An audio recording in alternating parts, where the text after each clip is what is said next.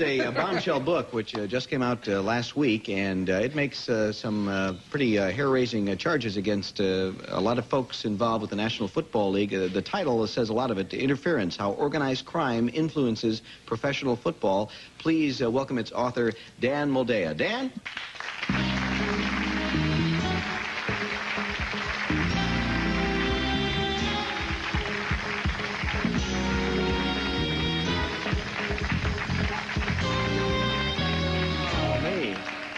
What are you hearing from the powers that be? Anything? They just want me to go away right now. We've spoken to them, and they don't want to talk about it either. They have nothing to say. But they're not denying anything, and they're not refuting any of the facts. Let me talk about some of the major charges. And I just jotted down a few of the. I mean, you're saying, for example, virtually every team owner gambles on football teams. Well, I'm saying that no fewer than 26. That's NFL team owners have documented ties. Past and present NFL team owners have documented business ties to either the gambling community and or the organized crime syndicate.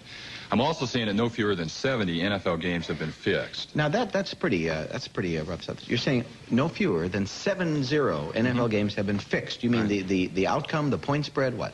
I'm saying the points were shaved and thereby fixed. Yeah. How does this happen? Well, I first got into this about 1983. Vincent Persani, who is the head of the Michigan State Attorney General's Office Organized Crime Division, told me, if you're going to do a book about the NFL, Dan, you're going to have to get into this guy, Don Dawson, because he was fixing games. We knew it. I went to my friends and my sources at the Internal Revenue Service, the Organized Crime Intelligence Division. They said Don Dawson was fixing games. I went to the FBI, the Organized Crime and Racketeering Section of the Justice Department, and Strike Force field offices. Everybody told me what Don Dawson was fixing games. At that point, I had enough evidence to print that allegedly Don Dawson was fixing NFL games. He was a major bookmaker in the Midwest. I then went to Dawson, I tracked him down, I jumped through all kinds of hoops to interview him, and when I interviewed him on about the 7th or 8th interview, he admitted to me that he had personally participated in the fixing of no fewer than 32 NFL games. How does that happen? He liked to work with the quarterback. He would go to the quarterback would come to him and say, I need some bread. What's the line on the game this week? And the bookmaker would say, you guys are favored by 6 points. And then the reply was, we're not going to cover the spread. And basically that was it. Now, do you name players? Oh, sure, I name players. And also in 1979, I go into the specifics of 8 fixed games that were allegedly fixed by 2 referees who were investigated by both the FBI and the IRS. And I list the 8 games on page 308 of the book. Yeah. Are drugs involved in this at all? Yeah, drugs are the real variable in all of this. I mean, when a drug dealer has a relationship with a player, there's an extortionate edge to that situation whereby that dealer has that player's career in his hands because of the drug policies within the NFL for throwing a person out. Within the past few years, no fewer than 9 NFL teams have been investigated because their players were receiving drugs from gamblers. Now, I know gamblers who, on principle, refuse to sell drugs, but I'm not aware of many drug dealers who on principle refuse to gamble. And the key here is that the NFL is very aware of the fact, and their worst case scenario is the player who's strung out can't pay his bill to his dealer, and so the dealer comes to him and says, hey, you owe me money, and the dealer says, and the player says, I told you I can't pay it, and the dealer says, that's okay, but now you're going to come and work for me. Now, the obvious question, you're talking about all these games being fixed, you're talking about all these people involved, you're talking about going to various agencies, and they're saying who the people are involved. Why has this gone uncovered if this is the case? What I'm also alleging in the book is that no fewer than 50 legitimate investigations of corruption within the NFL have been either suppressed or just flat out killed as a result of a sweetheart relationship between NFL security, which is the internal police force within the league, and a variety of federal and state and local law enforcement agencies.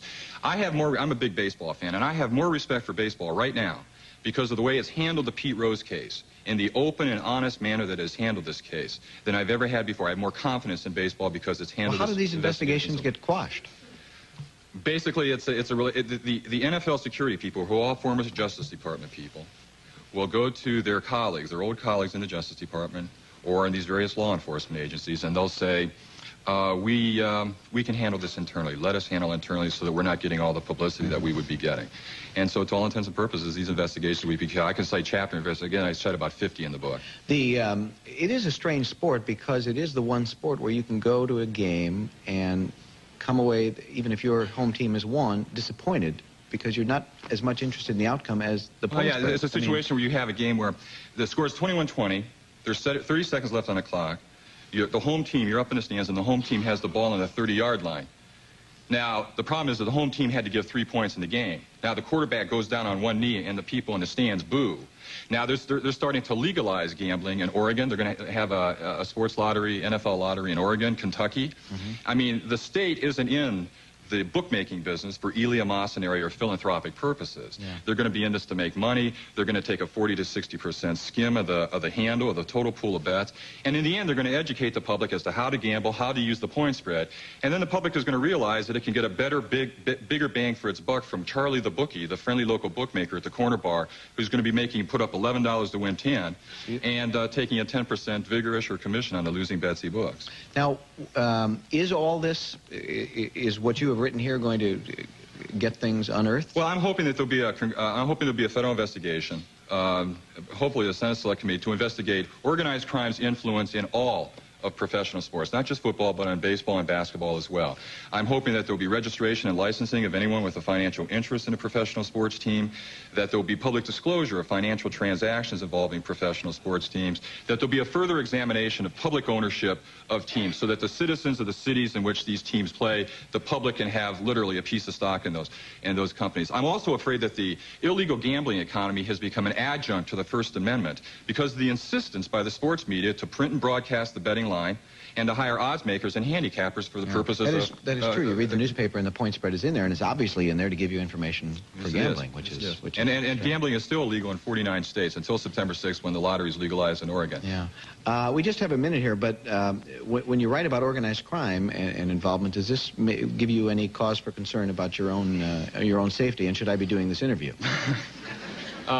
Yeah, sometimes it does. I had a lot of trouble when I was younger, but no one's tried to kill me in almost 6 years, so I feel pretty comfortable right now. Well, I don't.